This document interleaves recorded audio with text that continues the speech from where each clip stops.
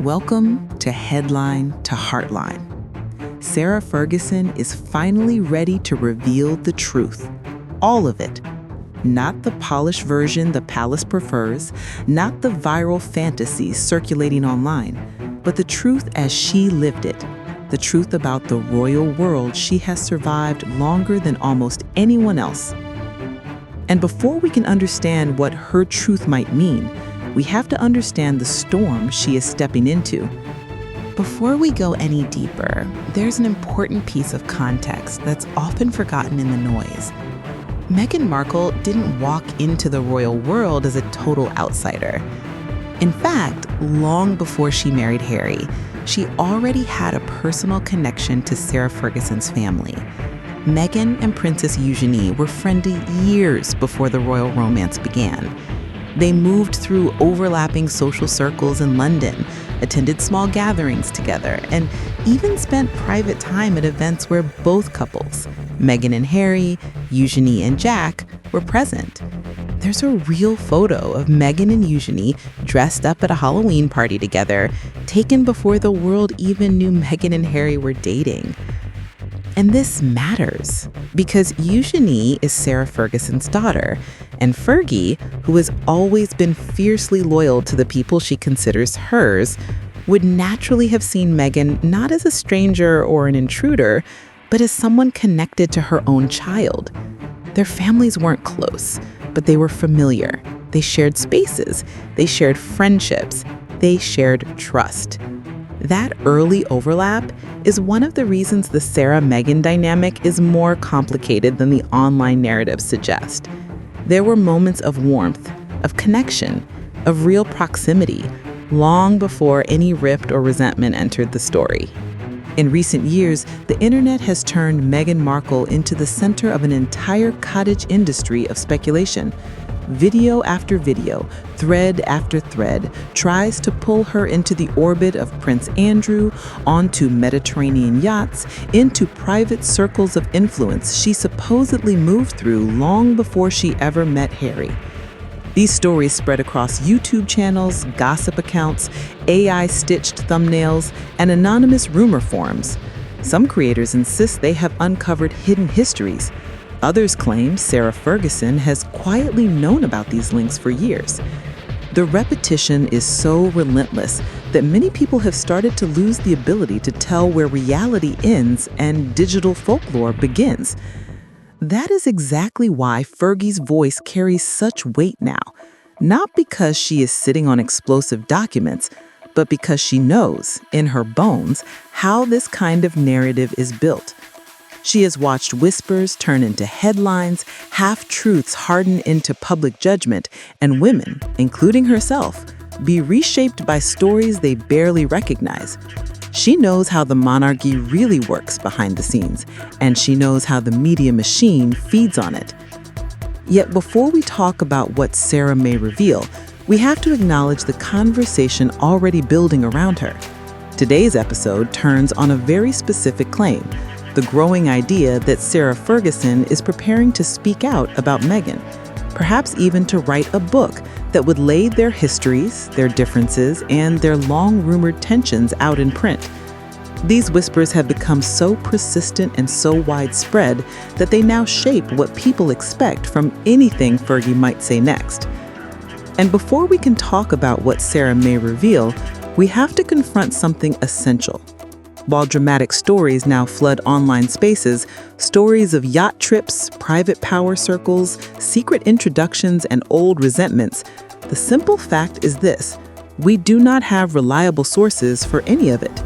No verified photographs, no official documents, no credible journalism tying Meghan to the most sensational claims being pushed as truth. What we have instead is a rapidly expanding mythology born from digital echo chambers and sustained by the public appetite for scandal. And for that reason, we need to pause and separate fact from rumor. It is true Meghan was not an A-list Hollywood actress. She was a working actress on a successful cable series, not a global superstar. But that does not place her anywhere near the world these rumors describe. We do not have evidence she spent her early career on yachts pursuing powerful men, nor any proof she moved through shadowy elite circles before meeting Harry. In fact, what we do have is the opposite. Countless AI-generated images of Meghan on yachts, edited thumbnails placing her beside Andrew, and digitally fabricated old photos crafted to stir outrage. Clearing this noise is essential before we can even begin to discuss how Sarah Ferguson, a woman who actually lived inside the royal sphere, might choose to speak about Meghan from her own experience.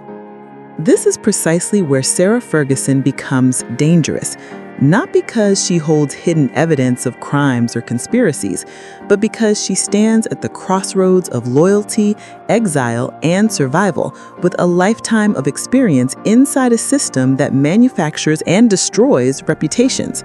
Her bond with Queen Elizabeth II was not a performance. For decades, she framed the late Queen as her anchor, her guide, the person who never fully abandoned her, even when the institution did.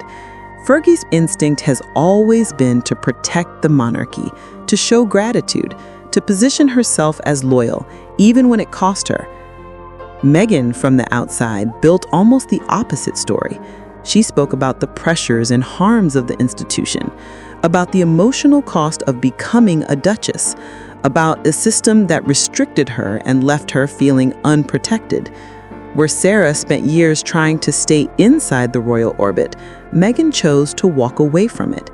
2 women, 2 lives, 2 readings of the same machine. Now, Sarah's world has narrowed. Her recent book was canceled and pulped. Her name is entangled with Andrew's disgrace, and the royal circle that once tolerated her has grown colder and smaller.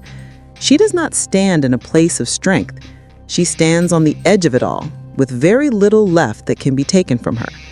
A woman in that position, a woman who has survived scandal after scandal and knows how stories are made, can become unpredictable. If she decides to speak, she will not just be adding another voice to the noise around Meghan. She will be challenging the way that noise was created, using the one thing she still owns completely: her perspective. And that is where this story truly begins. Because if Sarah Ferguson chooses that path, if she chooses to step forward with her own version of events, it would not simply be an act of confession. It could become an act of redemption. Her life has narrowed so sharply that she truly has nothing left to lose. No prestige, no protection, no secure place inside the palace machinery. And there are those who believe that at this point, speaking the truth as she experienced it might be the only way she can reclaim any dignity in the eyes of a public that once embraced her, then discarded her, then forgot her. For a woman who has weathered humiliation after humiliation, who has been punished more severely than most for mistakes others quietly survived, the possibility of saying what she has held in silence for decades is no longer unimaginable, it is almost logical. And there is another force shaping this moment: gratitude. Flawed gratitude. Complicated gratitude. The same instinct that once pushed her to thank Jeffrey Epstein in a private email, a gesture that later destroyed her credibility, is the instinct that made her speak softly and lovingly about Queen Elizabeth II until the day the Queen died. When Sarah is loyal, she is loyal past reason, past propriety, past self-preservation, and some believe that loyalty, redirected now that she is cornered, could turn into a fierce desire to defend the Queen's legacy against the narratives Meghan has publicly shared. But to move forward, we have to come back to the facts. Meghan's criticisms of the monarchy are her lived experiences, not proven betrayals, not crimes, not conspiracies. She spoke of emotional strain, media hostility, feeling unprotected, and the fractures behind palace walls. Those claims may have shaken the institution, but they did not destroy it. And they certainly do not justify the avalanche of unverified stories that now circulate in her name. What is real is this: the monarchy suffered a global reputational shock. The world took sides, and Meghan became a symbol. For some, a survivor. For others, a disruptor. That symbolism casts a long shadow. It creates openings where speculation thrives. It inflames old loyalties and awakens old resentments. And Sarah, standing at the edge of her own unraveling, is exactly the kind of person who could step into that shadow and try to reshape the narrative herself, not with evidence, but with memory, emotion, and the authority of someone who lived inside the gilded cage long before Meghan arrived. If Fergie ever speaks, the impact will not come from what she proves. It will come from what she represents. A woman who loved the Queen, a woman who was punished by the system, a woman who knows how fragile a royal reputation truly is, and a woman who now has nothing left to fear. As we move deeper into this story, we have to hold two truths side by side. The monarchy is shaken, but far from fallen, and Meghan is controversial, but often unfairly targeted by fantasies that collapse under scrutiny. Somewhere between those two truths lies the possibility of a new chapter, one only Sarah Ferguson could write, if she chooses to put pen to paper. Thank you for watching. If you want to continue cutting through the noise, separating verified fact from internet fiction, and examining how royal narratives are built, stretched, and distorted, make sure to stay with us. Our goal is simple: clarity over speculation, truth over rumor, and context over sensationalism. Because whatever Sarah Ferguson chooses to say next, one thing remains certain: we will be here to verify it, challenge it, and guide you through what is real and what is myth. This story is far from over, and neither is our commitment to getting it right.